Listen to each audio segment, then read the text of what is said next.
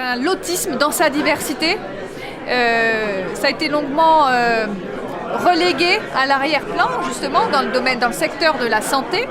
Alors à juste titre ou pas, moi je ne suis pas médecin, c'est pas mon domaine, mais je pense que, comme dans tous les domaines, il ne faut jamais avoir d'œillères.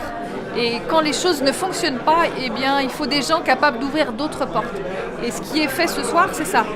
Et bon, il y a des expériences dans d'autres pays, à l'étranger, qui ont démontré que d'autres méthodes sont réellement possibles. Et le fait qu'ici, au Pont-de-Cé, en Anjou, se lance cette initiative, c'est vraiment une très bonne nouvelle pour l'ensemble des Angevins. On a manqué d'écoute, je pense, vraiment. De volontarisme derrière, bien entendu, mais on n'a pas voulu regarder la réalité en face, je pense, de ce handicap, de l'ensemble des conséquences pour les personnes concernées, jeunes, adultes, pour les familles. Et c'est regrettable parce qu'on a pris un wagon de retard ou un train de retard qu'il faut s'efforcer de rattraper. Et ça, c'est une initiative qui peut montrer son efficacité, je pense. Enfin, moi, j'y crois. Ce projet, il s'est monté en définitive assez vite et elle m'expliquait qu'il s'est monté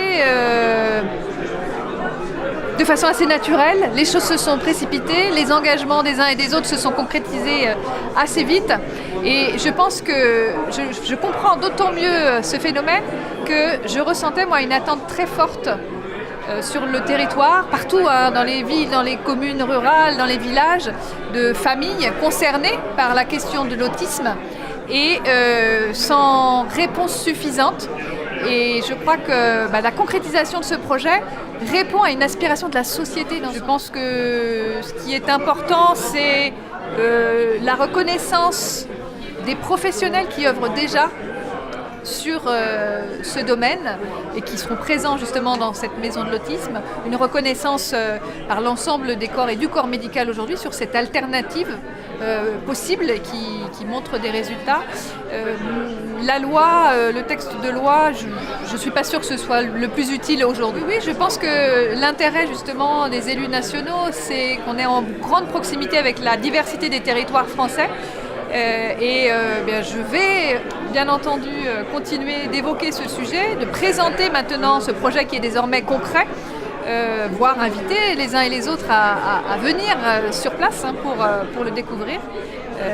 Et je pense que oui, ça peut faire des émules et contribuer au développement de la prise de conscience, de la professionnalisation, développement de ce type d'accompagnement.